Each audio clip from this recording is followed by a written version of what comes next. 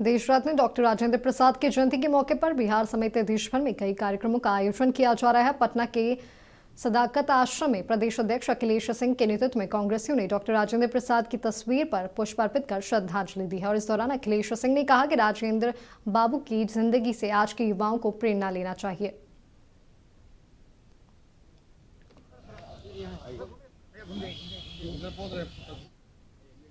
संविधान बनाने में उनकी बड़ी भूमिका थी, देश के स्वतंत्रता आंदोलन में उनकी महत्वपूर्ण भूमिका थी और इसी जगह पर उनका सादा जीवन, उच्च विचार का अगर कोई सही मायने में उदाहरण है तो वो स्वर्गीय राजेंद्र प्रसाद है, जो बड़े बड़े पदों पर रहते हुए और राष्ट्रपति पद से रिटायरमेंट के बाद आके उन्होंने अंतिम सांस इसी सदाकत आश्रम में ली। तो नई पीढ़ी को सीख लेने की जरूरत है कि पद बड़ा नहीं होता है, आदमी का व्यक्तित्व बड़ा होना चाहिए।